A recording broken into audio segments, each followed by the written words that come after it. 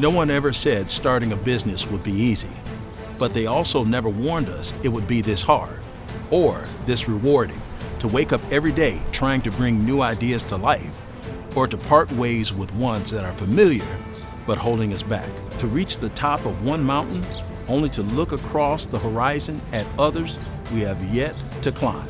We are often asked, how is it that you do what you do? That's simple. It's because we've got grit. We fall and we get back up. We make the choice to do it again, better tomorrow. To take what we've learned, what knocked us down, and to attack it head on, again and again, until we get it right. But even then, we're never really satisfied, because we strive to be better than we were yesterday.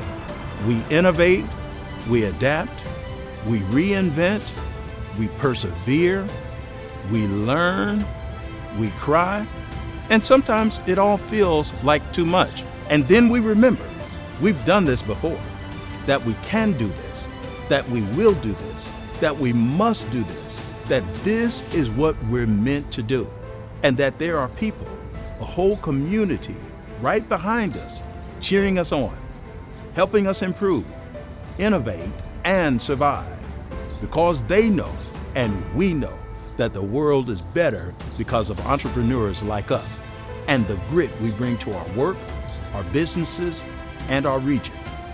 Our journeys all look different. They tell unique stories of our successes, our struggle, and they serve as hope and inspiration, kind of like a roadmap for those who will come after us, for those we bring along with us. These are their stories, stories about grit.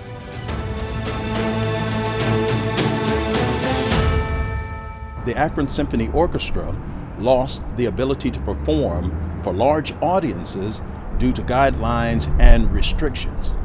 Instead of admitting to defeat, they created opportunities to bring the joy of live music to the community in a different way. I think the way that we were able to overcome this, it's certainly adverse series of situations that we found ourselves in this past year, I was absolutely humbled by the way this organization responded. We have, between the musicians and the volunteers and the staff, we have over 800 people involved with the Akron Symphony. And our business showed, I think, a tremendous amount of grit by completely readapting and re-envisioning how we integrate with the community. You know, the first thing that became impossible was to have a large orchestra perform on stage for a large audience. But the thing that we did with our organization was we decided we still want to accomplish our mission, which is to provide, you know, excellent music and music education to the community. We just had to figure out a new way to accomplish our mission. And we did so through the creation of what we called the interlude season. We were able to have live music performed in various locations throughout the community for the entire year, in places where it was safe to do so. Instead of having a large ensemble create these large performances, we had small groups of musicians performing all over the community. We turned the concert hall inside out. So rather than having these large concerts with large audiences, we were able to perform at places like Stan Hewitt, the Akron Art Museum, Summit County Historical Society, even at the Akron Food Bank, etc. So it was a creative new way for us to engage and perform and bring music to the community, particularly during a time where it felt like it was needed and necessary to do so. We had an overwhelming response from our musicians and the community to this new program. Last year, IBH Recovery had to focus to achieve the balance it needed to continue to serve the needs of the community. During the pandemic, it's been very much a balancing act between us addressing the clinical needs of the pandemic and making sure that we're operating safely for both our clients and our staff, but also that we can't stop treating a very deadly disease. And I would go so far as to say for our clientele, who are adult men and women in their early 20s and 30s is our usual demographic, the disease of addiction is much more deadly to these clients than COVID. And we don't want to lose clients because of COVID. We want to make a safe environment for people to receive their treatment. And I think there's been a lot of understandable concern about coming into a congregate living setting during the middle of a disease pandemic like this. But really, IBH and other residential centers, we've taken such steps to make our clients safe and our staff safe. We're one of the safest places, an addicted person can be, regardless of the pandemic. The disease that they're fighting is much more deadly to them than the pandemic will ever be. And we want to make sure they come into treatment, stay in treatment, have successful outcomes in treatment. And doing so, we're balancing that pandemic and the needs that it drives with addiction care. The industry itself has gone through quite a transformation, especially those agencies like IBH that serve the Medicaid population. So we work with our partner agencies. We try not to be too much in competition with them. There's not a huge supply in any part of the state of community providers who provide mental health and addiction services to the indigent population. So it's not so much competitive as it is cooperative. So we meet and discuss, we have different trade groups, and we share ideas on how we provide care and the things that we're doing to help elevate mental health and addiction services throughout the state, and not just about IBH. Eat, Speak, Love instills confidence in others by showcasing local female and minority entrepreneur businesses through its website, social media presence, and subscription gift box services. The company's resounding popularity serves to expose the community to local businesses that are relatively unknown until now. When you come into a room, you bring a certain energy and a certain light with you. And so I feel like when my confidence and grit and perseverance and all of these incredible character traits that we talk about shines through, that adds to the businesses that we partner with, because we believe in them and we show them through the way our customers interact with them, the way we feature them. And that's what we hope to always keep at the foundation of Eat, Speak, Love, doing some impactful and meaningful collaborations with people to continue to thrive and build confidence in others.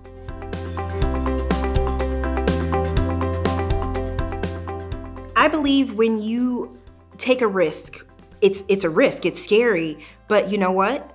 Do it scared, even if it means that you're trembling inside. And a lot of times I hide that very well, but I'm so nervous and I'm so anxious and I'm like, oh my God, what if this all fails? And then it turns out wonderfully. And it really is all about the confidence that I have in myself. I know if I put my all into something that it's going to work. That's what calms the voice inside that says, hey, you might want to, second guess this, or there may be, some little doubts there. But having the confidence to say, even if this fails, I know I will still be successful. With Eat, Speak, Love, small business is a big deal. We want Akron to know that. And we hope to expand beyond our city to highlight our city in other places as well. So that's what the future holds, and we're excited about it. NoHi Pop-Up was designed to give the surrounding community a way to discover new cultures through taste. The project quickly took off, and in addition to exposing others to new cultures, it also had to adapt its own culture as an organization.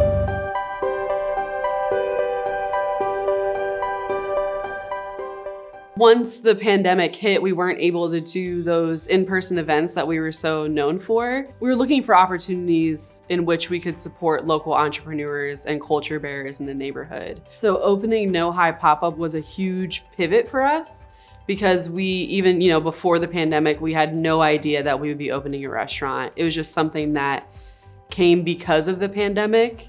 And so we're really proud of the fact that we've had to completely build this new social enterprise from within our organization. We had to reinvent the methods of how we engaged community, but a lot of the foundational relationships and trusted ties that we had in the neighborhood went into creating and opening NoHi Pop-Up.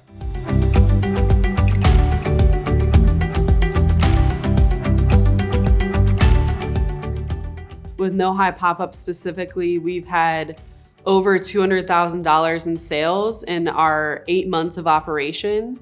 And about 30% of that has gone back to culinary art entrepreneurs. So I believe that we're at almost $60,000 to $70,000 back into the pockets of culinary art entrepreneurs who participate. So I see it not only as an experience for them to build capital for themselves and to move on to open their own brick and mortars or food trucks or whatever it is that they want to do, but also offering that experiential opportunity to practice and to learn about what sells well and to learn how the flow of a busy kitchen would go.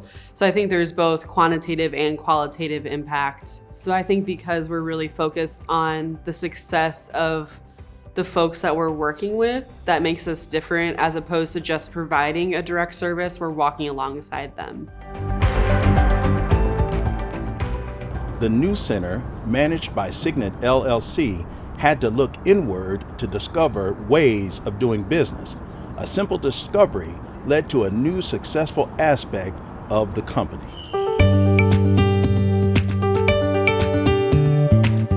Discovery, first personally, is you find out what you're made out of.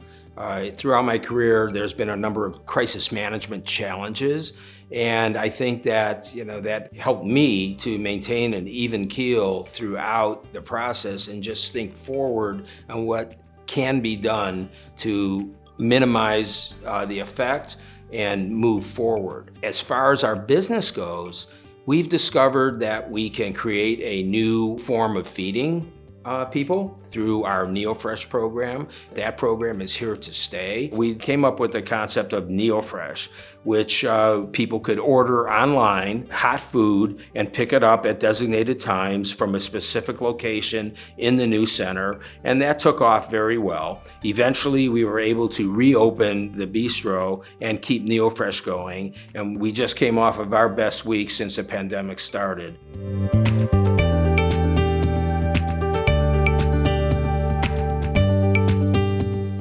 As the shots, the vaccinations started to become prevalent, and in fact, we were the vaccination point for the Portage County Health Department. So we did, I believe the number was over 5,000 vaccinations at our facility every Saturday for 8 weeks in a row.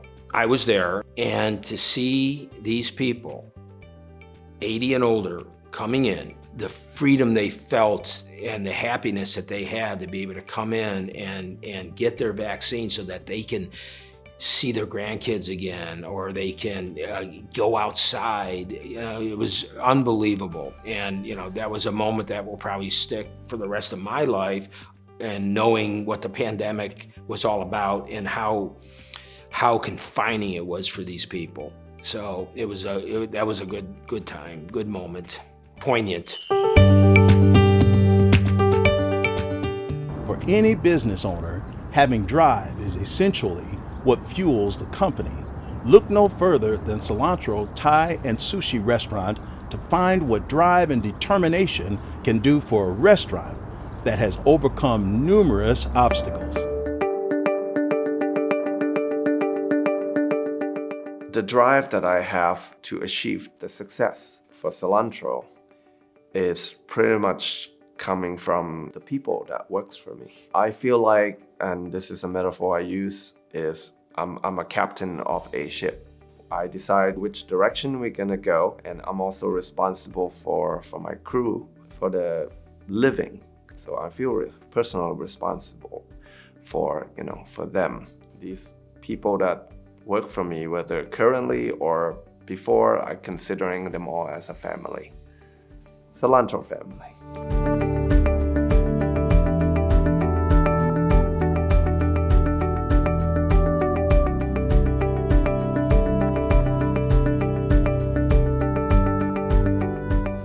I think being a minority business owner, which is all character, we operate as a Thai and sushi restaurant, so we have to be different. I am from Thailand, and we bring Thai cuisines to downtown Akron. There are people who comes from Kent, Canton, Fair Lawns, Hudson's, Cuyahoga Falls. They comes to us. So it is our strength to be a minority because we actually offer something different. to the community.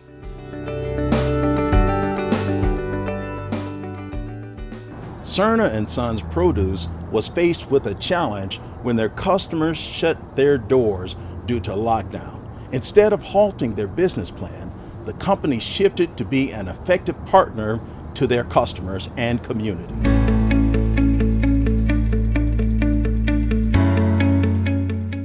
When we first started, we were effective just with targeting customer service. At the time, that was a big turning point and selling point for our company is, we were available 24 hours a day. We were making deliveries at the time 6 days a week, 7 days a week, when not a lot of businesses out there were working on the weekends.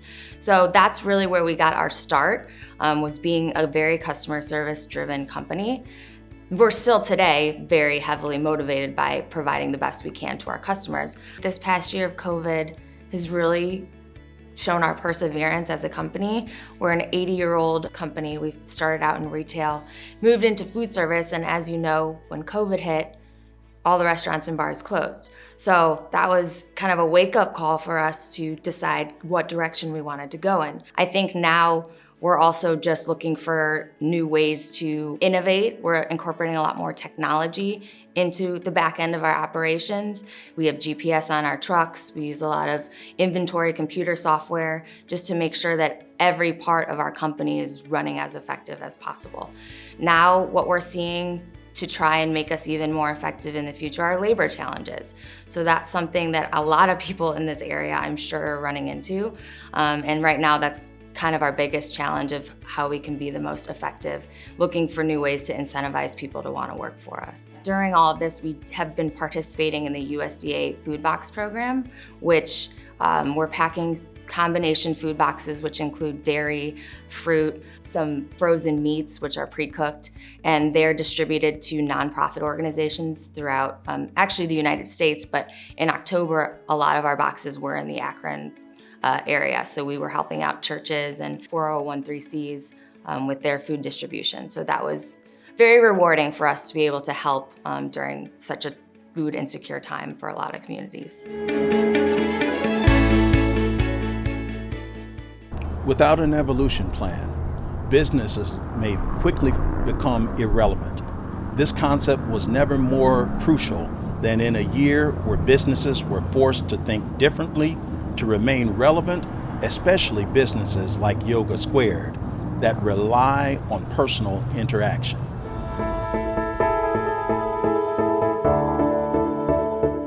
I think that it's an evolution. Our business has never kind of stopped growing in the last 5 years. It's always been this, change is constant. Like, we know that. Things are always evolving, things are always changing. And so we've really harnessed that, I think, and just let the community and let our own intuition guide where we're gonna go next. I think that approach helped us with COVID because we're always willing to adapt. And so we were already starting to generate ideas about kind of reinventing how we approach our mission. My wife, Nikki, and I and Elizabeth sat down for about 4 days straight and created Virtual Squared.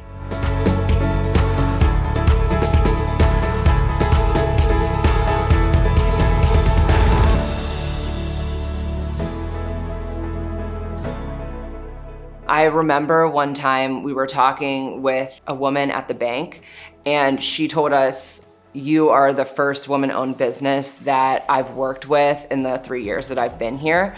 And so I think that it's just really important for all walks of life to be able to open a business. He's no longer with us, but my dad owned a gym, and seeing that just, I think growing up in a gym and seeing what he did, he was a personal trainer, it just gave me the confidence. My mom also is an executive, and she was a great example. And it's important to have examples. And so I want to continue to do that. My wife, Nikki, wants to continue to do that for our community and just lead by example. Always Dreaming Enterprises had always embraced the concept of remaining fluid, but last year tested that ideology more than ever.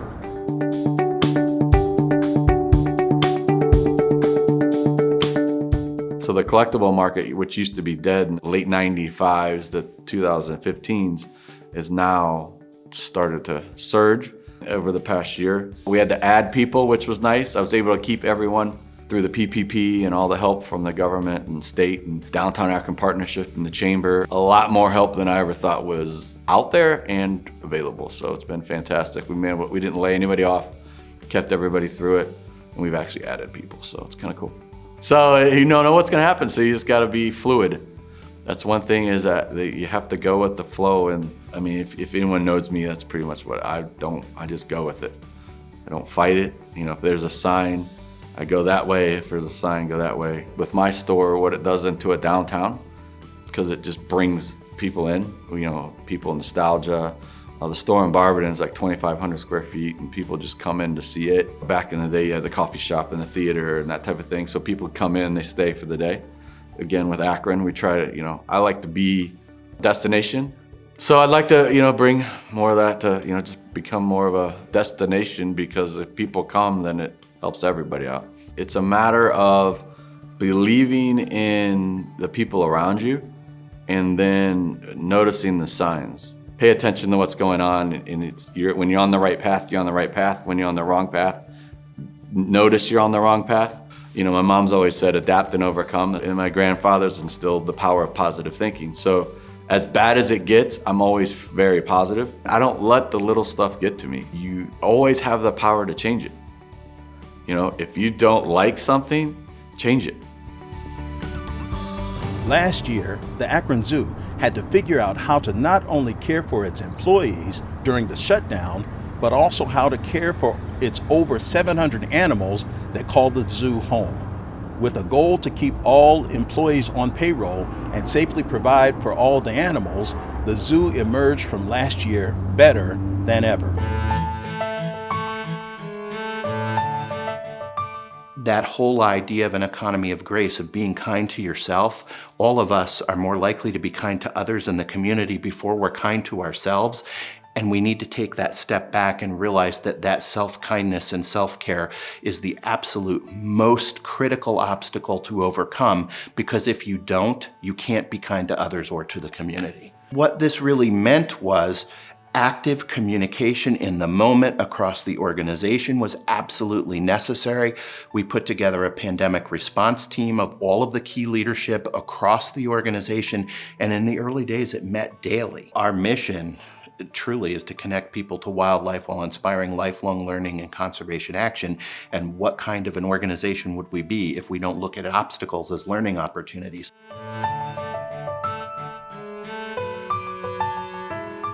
One thing I'm really proud of through this, my board is an amazing board. They supported us with 3 basic goals after we closed. The first one was to protect all of our permanent year-round staff from layoff. The second one was to make sure that our animals didn't know there was a pandemic out there. And the third one was to do whatever was necessary in order to effectively keep the Akron Zoo in the black throughout the year. What enabled us to actually do that, for example, was engaging with the PPP loan. We were able to receive one. That helped us protect the staff and also protect keeping the zoo in the black during that year. We also launched major fundraising campaigns, and also the support that we received as we moved towards our levy campaign in the latter part of the year. By December 31st at 11:59 p.m., we had kept our promise to not lay off any permanent year-round staff, to make sure our animals did not know there was a pandemic out there, and to also ensure that the zoo ended the year in the black. People often confuse joy with happiness, and although they are closely related, the emotions are not synonymous. According to Nicole Natalie, an expert journalist on the subject matter, happiness is an emotion that brings bursts of intense pleasure, excitement, and satisfaction, while joy is a stronger, longer-term state that results in feelings of inner peace and contentment. I think we can all agree that the world needed a little joy last year. Luckily, Castle Noel, America's largest Christmas attraction, was able to open its doors and safely spread joy to all its visitors.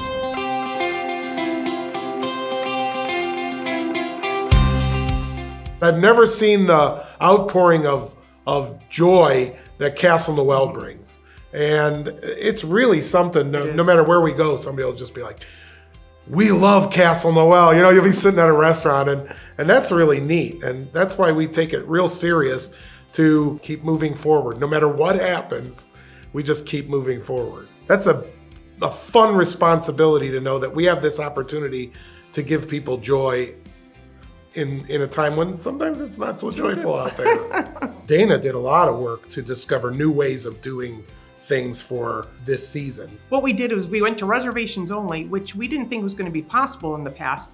And it worked out really, really well. And with that, we went and had a queue line. A virtual queue. So when folks came in, they came in and they would check in the parking lot and we would tell them when to come in. And it worked out really well that it alleviated our lines. She worked really, really hard. Yeah. One thing about Dana is she's all about grit. And she's so pretty. Well, how we started this is really a family history of my family. My father was like the original Clark Griswold. Every Christmas had to be bigger and crazier and more fun. And he created our house like this amazing wonderland with garland and ornaments hanging from all the ceilings and a 16-foot tall Christmas tree. And it was just this spectacular place. And people came from everywhere. It wasn't a public thing, but it was family, friends, relatives. People would bring people from work. So it was a constant flow of people coming through our house. And when I watched the joy in their faces, I knew that this was something I wanted to do. So now we have the world's largest privately held collection of Christmas movie props and costumes. We're gonna bring joy to you. Mm-hmm. That's our whole goal, and that's our promise.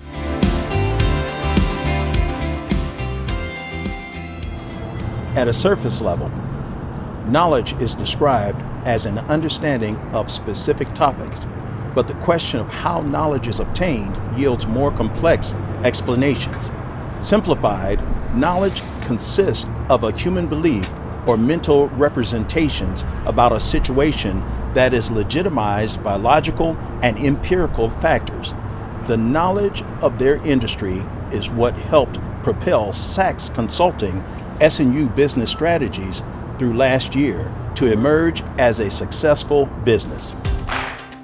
My startup story going way back over 25 years is here you have a person that's spent 20 years in law enforcement, and now I'm going over into the corporate world. What I found out is you can take your past experiences and knowledge, and it's not just schooling, it's your upbringing, it's your experiences, it's your previous jobs, and you can mold those into a new future endeavor.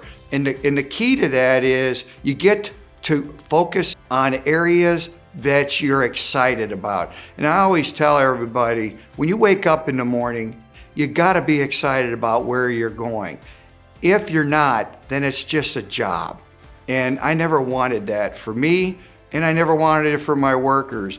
And it really came through strong, and my employees really buy into that, because I tell each of my employees, every job, every day you're on, I want you to own it. And I've been able to grow the company considerably because the key is excited employees who wake up in the morning and love their work and love where they're going.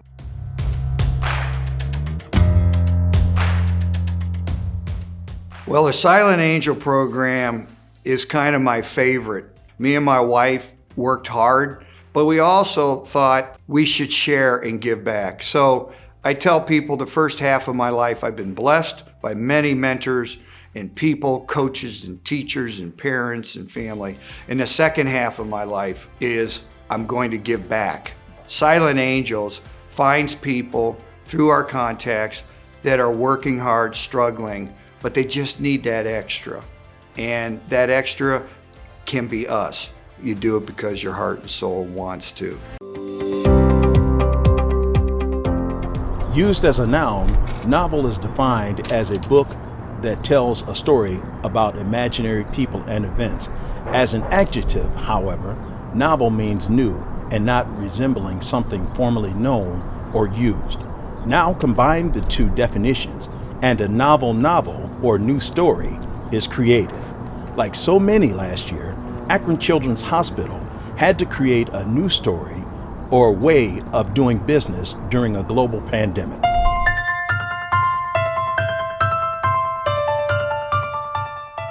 Well, during the pandemic, we clearly had to pivot since we couldn't do much of our business face-to-face, and our telehealth team just took off. We went from having hundreds of telehealth visits in 2019 to getting up over 20,000, and now already this year, we're well on target to double that. We've also transformed behavioral health and developmental disability clinic into virtual, and that's actually been something that the families prefer. I think we're going to continue to do the novel way to interact with those kids. It's a big time saver for the families and just minimize the stimulation of the kids, and we get to see what they're really like in their home environment. Our organization likes to set the stage for what's next in pediatric healthcare. We get energized by looking at opportunities, especially in areas that are especially needy. When we took our operation to the Youngstown market, people thought we were crazy because it wasn't an economic boon, and there was a lot of folks without private insurance, and the Medicaid business was high. It's been wonderful. We did the right thing for the right reasons, and we're happy to be innovative. We are looking at the total cost of care instead of fee-for-service models. So we're trying to shake up that model because we think it allows us to give more emphasis on keeping kids well, give them the services before they're in crisis, and rather than just being a provider for healthcare problems, we'd like to be a provider for healthcare. And I think that it's those types of the willingness of my board and of our executive leadership team and CEO to do the right thing, and then we believe that the business will follow. Outreach into the community has countless benefits for the well-being of people it serves. It also has positive benefits on the mental health of those that do the outreach, specifically by giving life a purpose. According to the National Alliance of Mental Illness, outreach or community service can give a sense of purpose through bettering other people's lives. Having purpose and helping others helps give meaning to life. Community outreach has never been more important than it was last year. People needed assistance, all kinds, and Akron Municipal Court was there to lend a hand.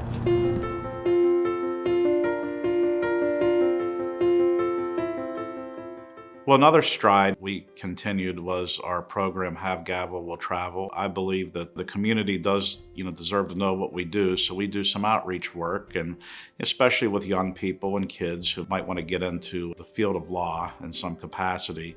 So even despite the pandemic, we have kept that program going.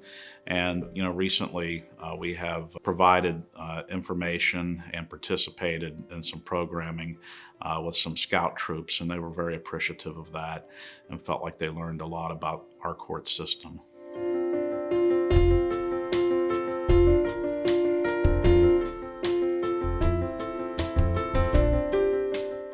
The shutdown first happened back in March of 2020. We really got up to speed and kept the court in operations. Although we didn't have people physically come in the building, we handled, our cases through Zoom. However, not everybody has a smartphone or a computer. So for the folks that do not have that type of technology, they're still able to come into court and, of course, wear a mask. And, we schedule an appointment for them and make sure that they're distanced from everyone else. Our court administrator was very active in getting us the technology we needed to continue to perform hearings and serve the public through electronic means. So we could have hearings and still serve the community and still provide access to justice despite the pandemic. We've made other great strides as well. We've secured significant grants to provide the community a new case management system that was much needed. Our prior case management system was quite old, and we secured national grants to be able to pay for that so the taxpayers of Akron would not have to. The House of the Lord realized fairly quickly during the pandemic that joining forces with other organizations could make the greatest impact on the community they serve.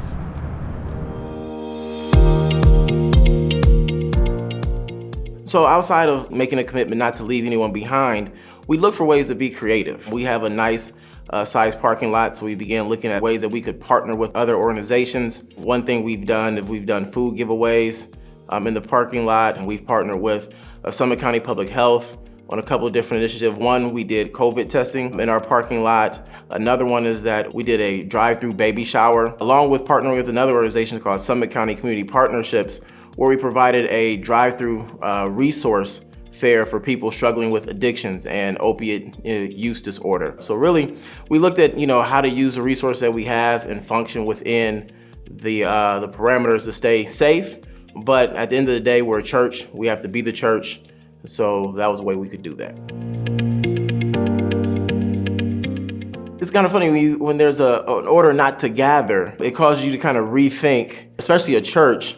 How do you be a church without gathering? And we realized in that is that our main purpose is not so much gathering as it is connecting. Some of the transitions we need to make as far as equipment and getting our live stream capabilities up. So because of that, we're looking at more of a hybrid approach where people can interact with us seamlessly, whether it's in person in some capacity or virtually some capacity. So that was a big change for us. Making that transition to more of a hybrid approach allowed us to shift and pivot during this time. Imagine the challenges Downtown Akron Partnership faced during a global pandemic that led to a lockdown. As an organization, they had to shift their focus to help the businesses they serve. As an organization, I think our perseverance came in a day-to-day attitude of working as hard as we possibly can to serve the district and support the district throughout the day, being willing to change the way that we operated, being willing to rethink the way that we've done things historically and not be afraid to try something new, embracing a degree of risk that we had not necessarily ever encountered before, and also embracing compassion and a willingness to extend ourselves. Our team has had to remain optimistic, and that is a challenge on the day-to-day. So I think that sort of short-term vision or short-term tenacity has allowed us to persevere long-term. Downtown has come through significant growing pains over the last few years that started really with the reconstruction of Main Street. There were significant street and infrastructure projects going on in downtown that made 2 years a little bit of a challenge. And then last year, the COVID pandemic really brought on a completely new set of challenges that we would have never anticipated.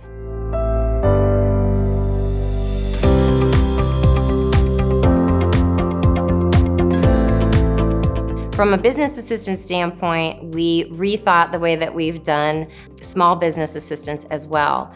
Downtown Akron Partnership has never been a grant-making organization, but because of the enormous economic strain on small business, we were able to shift our operations and deploy more than $250,000 to our small businesses through different grant programs using Downtown Akron Partnership as a conduit to provide that support. The great poet Tupac Shakur wrote, "Did you hear about the rose that grew from a crack in the concrete?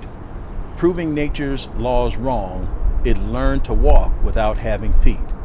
Funny, it seems to, by keeping its dreams, it learned to breathe fresh air. Long live the rose that grew from concrete when no one else even cared." That excerpt was taken from his poem titled "The Rose That Grew from Concrete." Much like the rose in Mr. Shakur's poem, Akron Bearing Company continued to grow during a time when factories and other customers were shutting down. By pivoting their focus to the needs for personal protective equipment, the company was able to thrive through it all. Persistence is a word I think that we strive for, because we want to make sure that our persistence helps companies in Northeast Ohio benefit from what we do. keeping machines running for factories and production running, whether at food facilities or at hospitals.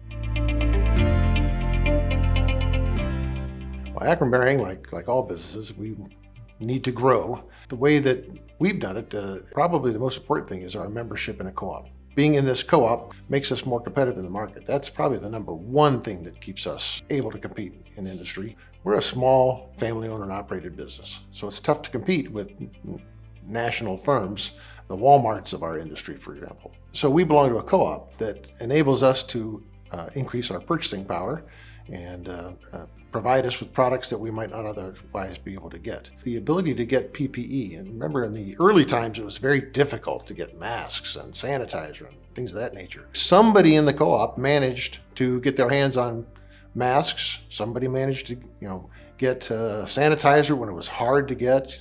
We got gallons and gallons of that. So it wasn't just for our use. We were selling it to our customers to help keep them in business and let them stay open. So keeping the factories running in Northeast Ohio is something that we take great pride in.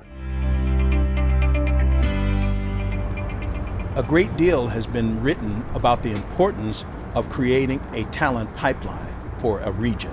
In fact, in 2019, McKinsey wrote an article about the need for regions to realize the gaps in talent now so as not to be further behind in the future.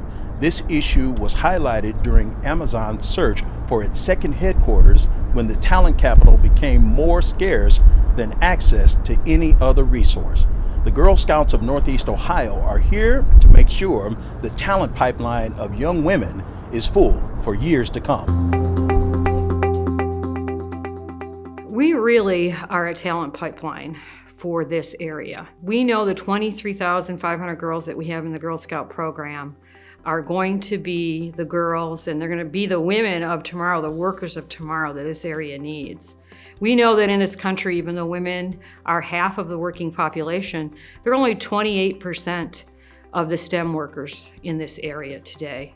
Those are some of the fastest growing and highest paying and most needed positions that we have in the community. We're teeing up our girls to make sure that they have the confidence, they have the skills, they have the exposure to STEM careers in order to move forward. We know just in our area alone that our girls earned over almost 16,000 badges that were related to STEM. That's an incredible amount of aha moments for girls to become engaged and be able to move forward into the kinds of careers that we need in this area. I think our biggest impact as a women-focused organization is when you look at all the value that our girls get out of our program. If you look at our alums, we know that 50% of all female business owners have been Girl Scouts. 90% of the women that are in the NASA astronaut program have been Girl Scouts. 76% of the women that are in the U.S. Senate today have been Girl Scouts.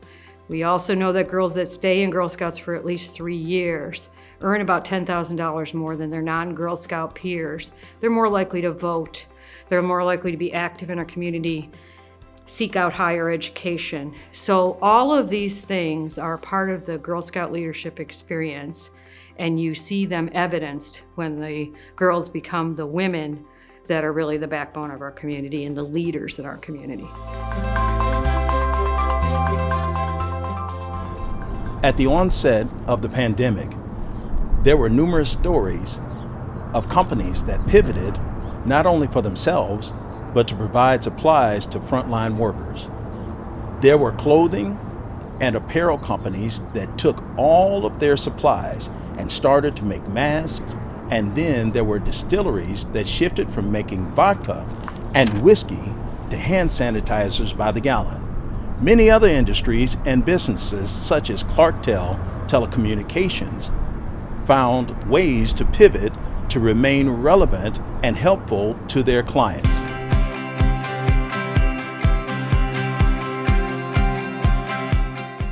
When I started the business in '96, I started out providing telecommunications services, only telecommunications services. But many of the clients that we serviced asked Could you service our camera system? Can you handle our alarm system? And so we added on additional services to meet the needs of our clients. With the current situation of the pandemic, we've pivoted from, maintaining current systems to moving our clients to what we call Univerge Blue Connect. That includes your telephone service, video conferencing, file sharing, all of the technology that business needs. And so that's the major pivot that Clarktel made during the pandemic. And most of our customers, it was a change that was much needed.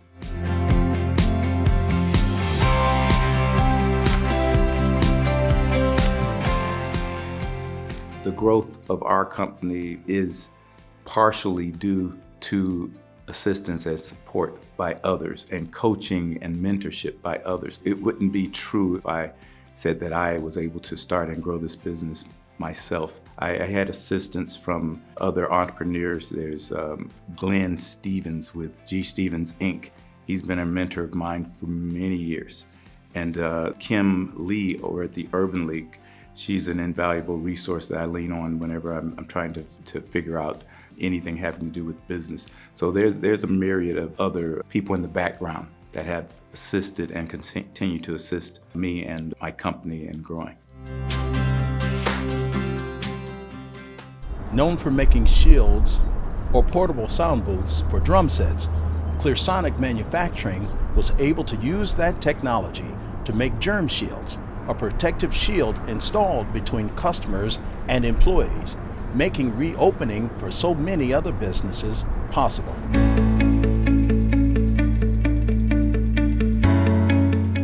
Our Germ Shield line provided businesses, even local businesses, with the possibility to stay open and continue to conduct business during the pandemic.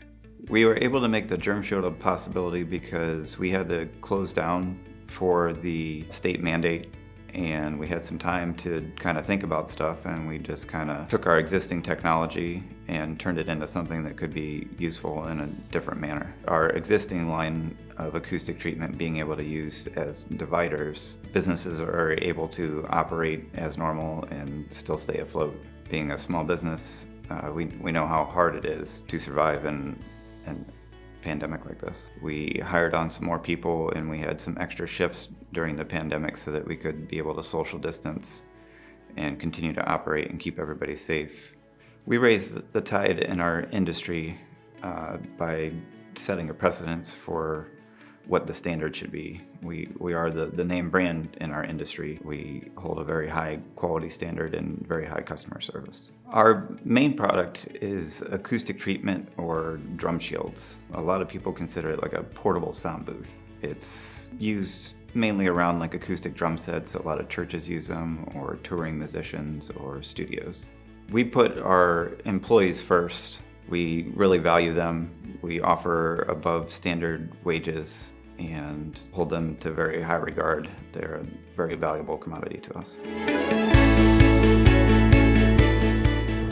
Sometimes reinvention is needed to continue to grow or stay relevant. Consider 90s hip-hop artist Vanilla Ice, who had a #1 single, Ice Ice Baby, but never had another successful hit. Instead of fading into oblivion, he turned his attention to real estate and is now on his 6th season of the Vanilla Ice Project on HGTV. AxessPointe Community Health Center found themselves at a decision point: either continue down the path they were currently on or find a way to reinvent the organization.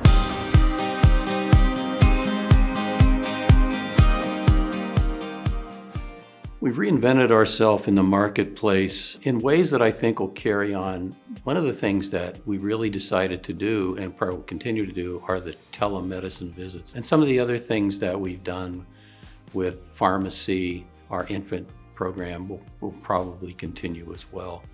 So I think it took a lot of ingenuity. At the time when COVID hit in March, April, like everybody else, we were trying to figure out, how do we change this dynamic? How do our patients survive? Because they needed the care that our facility delivers. And our staff stepped up and looked at each of their areas, medical, dental, behavioral health, pharmacy, and found new ways to deliver their services, get out in the community, and provide what the community needed. So as board president, I'm very proud of them. I think we're in the process of kind of reinventing, in some ways, how healthcare is delivered.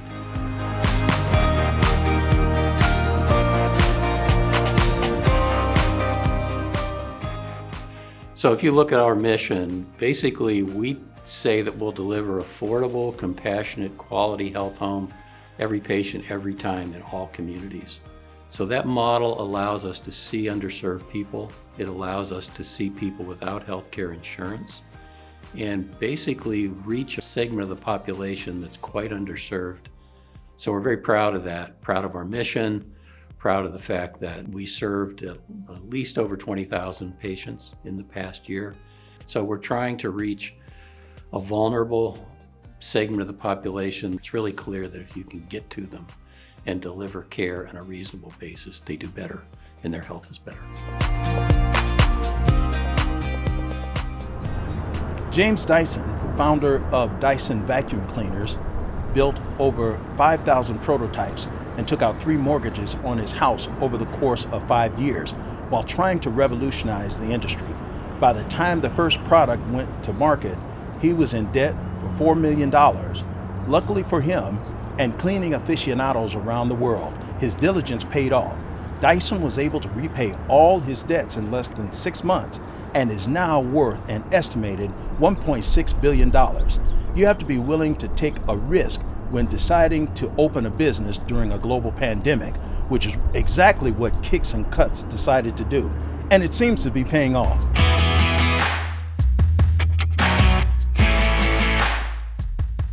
What taking a risk is knowing you have a solid option and maybe going another route that isn't as stable or maybe something you're not comfortable with. So I think opening up Kicks and Cuts, I'll be honest with you, I was into shoes and clothes, but I didn't know the market. I didn't really know the ins and outs when I started, so that in itself was a risk. Leaving John Carroll to open up this store was a risk. Being in the middle of a pandemic and opening up a business was a risk. So there's a lot of risks that I took to open this up. One of the biggest lessons that I've learned from taking a risk is that not everybody in your industry or even people that you work with daily have your best interests. One of the first orders that I did for inventory, I took a risk and I had PayPal'd the person the money, found a deal that was too good to be true. So that was probably one of the biggest risks that I took, and there was no reward from it. I ended up losing $1,000 some on an order for shoes. You know, you learn, you make mistakes, so it was a costly learning expense, especially starting out. You know, my numbers were kind of tight with buying inventory and such, but I really watch who I buy from and who I order from now. And I do believe very strongly in everything happens for a reason. And I think opening this up was one of the best decisions that I made because I'm free to do the things that I love and enjoy doing. And I don't feel like I'm working every day. And I also love giving back in the community. So I have a sneaker event coming up this weekend. All the proceeds are gonna benefit Safe Landing because I know that when you invest into something or put time into something that those rewards will come back in some shape or form. It's just a great feeling when you can give back. The staff at Psych 360 understands that success often comes with sacrifice, but that with the right balance, it's all worth it.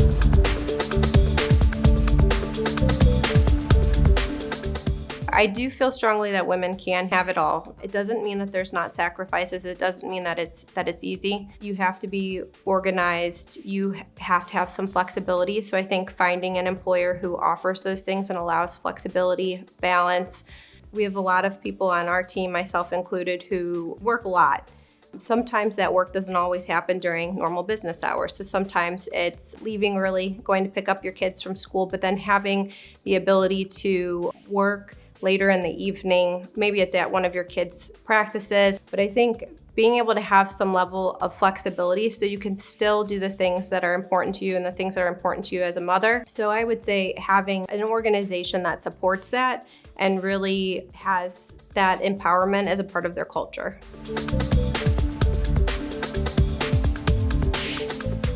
So Psych 360 has been working on significant growth opportunities by continuing to offer its mental health services to long-term care communities. They have done that through pivoting to telehealth medicine. In March of last year, we were able to adjust to telehealth 10%, and then the next following month, we were able to adjust and provide telehealth services to over 60% of our clients. And during the pandemic, not only added telehealth to our service line, but we also started offering psychology, which more of the counseling talk therapy component.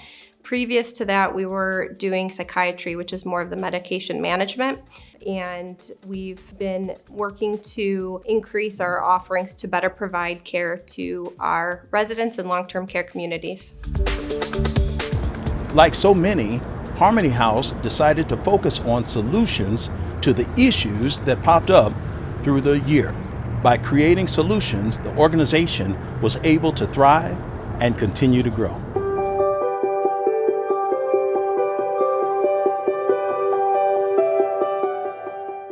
As a minority executive director of an agency, one of the things that I could say we're doing to make an impact is we have a team of minorities on our board.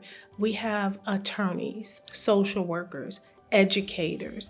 There are people from the community who are investing their time, talents, energies into helping this homeless youth population. To create solutions for our community and everyone in our community is how we're making an impact. We have 3 types of housing that we provide. First, we provide what I like to call a shared living environment. 4 young people would share the same living environment, common spaces, but each has their own individual locking room. Our next model is what we call transitional housing. This model is funded through HUD. Young people go into a 1-bedroom apartment and they're provided assistance with their rent for up to 24 months so that they have an opportunity to get gainful employment and get on their feet. Our third model is called rapid rehousing, and under rapid rehousing, we help young people who are homeless by helping them to get their own apartment. They sign a lease with their own landlord, and we do what I like to call a 90-90-90-90 plan. We pay their rent at 100% for 90 days, 75% for 90 days, 50% for 90 days, and then finally 25% for 90 days. And at the conclusion, with case management and supportive services in place, our hope is that they're able to then sustain their own permanent housing. So it's a challenge for them, and what we're doing is trying to change the narrative around youth and youth who are experiencing homelessness. Many residents want to help and do the right thing when it comes to creating a more sustainable world, but many don't have an idea of how to start. Luckily, Rubber City Reuse is here to help.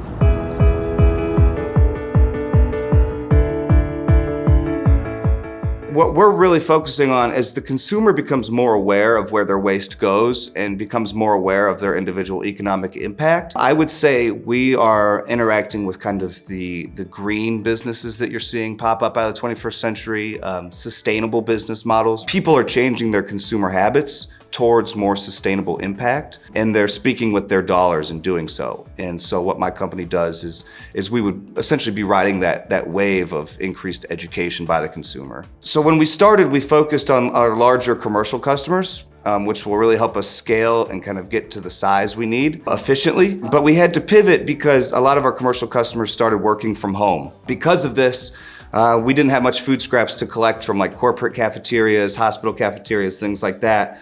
So we had to pivot to a residential division, which is where we collect food scraps from individuals' households, apartments, single family housing, things like that. So it was a pretty big pivot because we went from maybe one large customer supplying us with a lot of material to multiple small customers and multiple small stops providing that same material. In terms of like what good we're doing for Greater Akron, so our whole business model is set up around landfill diversion. So what we do is we collect food and paper scraps from individuals and clients to keep them from landfills. And to do that, we use a web of community gardens to compost at. So in terms of like good we're doing for Greater Akron, landfill diversion, I think at this point we've kept the equivalent of almost 1,000 cars off the road in terms of CO2 and methane saved. Because when we compost, they don't go to landfills, that methane, that CO2 isn't created. So if you've been breathing easier a little bit the last year in Akron, it's because of us.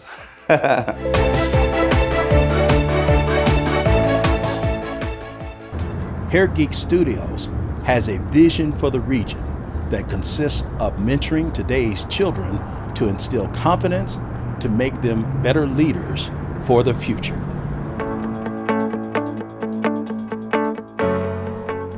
I didn't know it was going to get this big. My vision is to continue to mentor to people, to let them know that you can go beyond and above the things that you set for yourself. The third graders came in from Akron Public Schools. They touched me so deeply. They inspired me to keep going, but they sent me this packet of all the kids. They made me this cards, telling me to keep going and keep doing what I'm doing. And that inspired me on my days where I felt like I just wanted to quit and give up. It showed me that there are a lot of people that are rooting for me, especially the kids, so that touched me. What you see on social media is not just all glitter and butterflies. Like, I really go through some real stuff. So I try to keep myself as open and let people see what I'm going through to motivate them to keep going. Somebody told me the other day, you don't know how many names are assigned to you, and they want to see you get through something just to inspire them to keep going in their own situation. So my vision is to inspire as many people as possible just to explore their dreams and not just keep it as a thought, like really do it. Full-fledged, give it all you got and just keep it moving. I've been licensed for 13 years now, and I've used various products that weren't really working for my clients. So I wanted to go more into the natural aspect of products, anything that's sulfate-free, and use that for them. So my product line, I started it prior to COVID, but COVID, I guess, pushed it because, we couldn't have the in-person interaction. So that gave me the full force to get my quarantine packages that I would drop off to the clients that were prone to, getting COVID. So I've just been expanding. So I got my shampoo, my conditioners, my styling agents. So I'm happy about it. These chapters are woven together to tell the stories about grit and what it means to harness our passion as entrepreneurs, to believe in ourselves, to push ourselves, to persevere during times of hardship, and to celebrate each victory along the way. Entrepreneurs, we write our own stories every day, every experience, every lesson. These are the things that make us who we are, the chapters in our lives. We have no way of knowing what tomorrow will bring. There is no roadmap, only blank pages for us to write and rewrite however we want. Cheers to the innovators, to the rule breakers, to the risk takers, and the people who supported us along the way. So go, turn the page, write your story, and always remember, your grit will see you through.